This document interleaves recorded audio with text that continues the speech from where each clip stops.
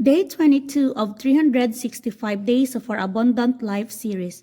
Ephesians chapter 1 verse 10. This is the plan. At the right time, He will bring everything together under the authority of Christ, everything in heaven and on earth. Today's topic title, God says, I have put Christ in charge of it all. When you look around and see the rise of tyranny or the decline of morality, an increase in apathy or a decrease in piety, you need not fear. This world is not spinning out of my control. I am at work bringing all things to their appointed end. I have put Jesus in charge of this world and everything in it. There is nothing He does not have authority over, nothing He does not have the right and the power to do with as He pleases. While most people think that they are in charge of their own lives and the master of their own destiny, you know better. The day is coming when at the name of Jesus, every knee will bow in heaven and on earth and under the earth, and every tongue confess that Jesus Christ is Lord. On that day, no one will question who is in charge. The entire world will see what you have known all along, that Jesus is over all. God's purpose has always been to unify all things in heaven and earth under Christ's authority. So it would be a family of restored humans who are unified in Jesus.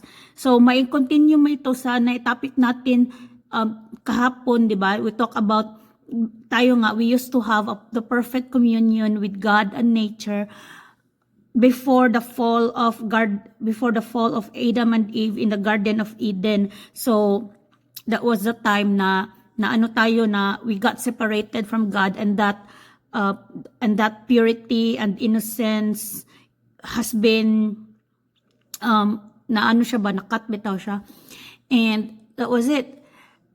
So our God the Father sent Lord Jesus Christ to save us. And that's the ultimate plan, to unify heaven and earth under His authority. Pero ang nangyayari nga, a lot of people are defying God's authority.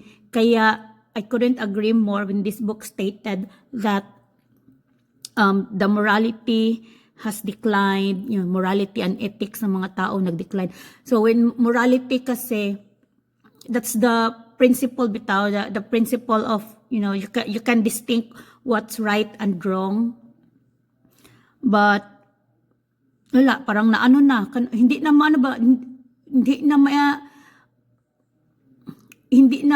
makadistinct ba, tama ba to or mali na ba tong ginagawa, ganyan na yung nangyayari. And then piety, so piety na P-I-E-T-Y, so it's the quality of being religious or reverent. So that's how we pray, we worship, devotion, ganyan. So yung quality din niya is nag-decline. It's not about like, when you say about piety kasi, it should be sincere, and there should be a sense of love and duty.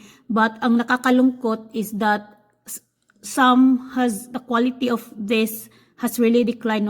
Yung iba ginagamit na lang for entertainment, ginagamit na lang for yung sa mga iba naman na mga, especially with big corporations, palang ginagamit na lang din ba na for business purposes, mga ganyan. Hindi na siya real quality ba, hindi na talaga yung sincere, parang for show na lang ganon. Because it should signify a love and duty that goes beyond, mere obligation, ganyan sana dapat.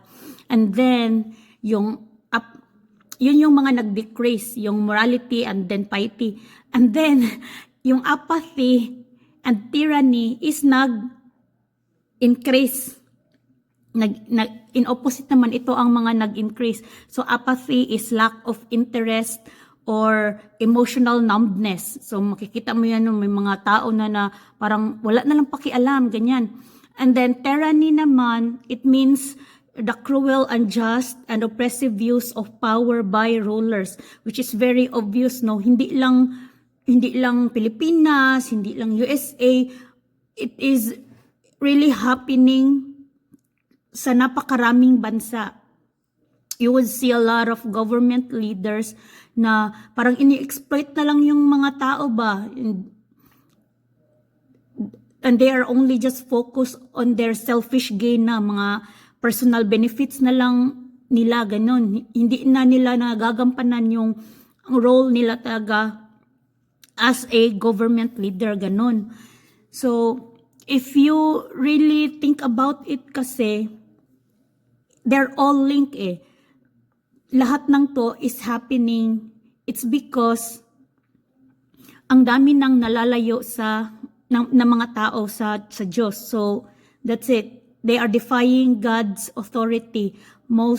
Some are just parang na-focus na lang ba na they think that they are in control of their lives. And, yun nga, kumbaga, the really root cause bitaw is, that's it. When you don't have God in your life, parang magsunod-sunod na. Siyempre, your perspective, mga pananaw mo sa buhay, iba din. If you don't believe in God, then all you think about is yourself. So, kaya, for example, yung sa leader, if we elected a government leader na for show lang, yung piety niya is for a show lang na, I believe in God, ganyan, pero hindi naman pala talaga. So, they might show na ganyan, but what they really do is just mostly for their personal benefit, ganyan. So, hindi ka na dapat magtaka bakit ang daming mga bansa, ang daming mga kurakot na mga government leader, ganyan. And then, sa mga paligid din natin, just the other day, may nakita ako na it's very bothering, no? Nagla-live nung nagtitinda. Ewan ko, tumaan lang din kasi sa wall ko, pinanood ko din, ganun. Nagla-live siya, guys, bigla siyang binaril. And then, so, yung nakita nyo, yung morality ng mga tao, no, yung grabe na yung mga krimen na nangyayari, mga ganyan. And it's all because it's all because a lot of people are turning to God, imbis na going back to Him, parang lumalayo sa Kanya ba? Kaya yun nakita ko, guys, sa live, sa Facebook. Naka-live pa naman siya, tapos biglang binaril, ganyan. So anyways, yeah, so hopefully a lot of people would go back to God para yung mga moralidad ng tao ma-improve din ba? Dahil yan talaga yung pinaka-root cause na problem. Kung sa sakit pa ba, ang ginagawa kasi ng iba, parang ginagawa ng ibang tao, yung imbis na gamutin yung ano talaga yung sakit, ang ginagawa, iinom lang ng gamot para ma-suppress yung mga sintomas, para lang ma-suppress ang sintomas. But ang nangyayari, imbis gumaling sa talagang totoong sakit, hindi yung sintomas lang yung kinokontrol. Kaya ang ending, may mga ibang sintomas na, di ba, sa mga gamot, may mga contraindications, mga ganyan, or magka-allergy, ganyan ang nangyayari. Hindi kasi pinipoint or tinarget talaga kung ano yung pinaka-root cause na problema. Ayun. So, I'll just end there.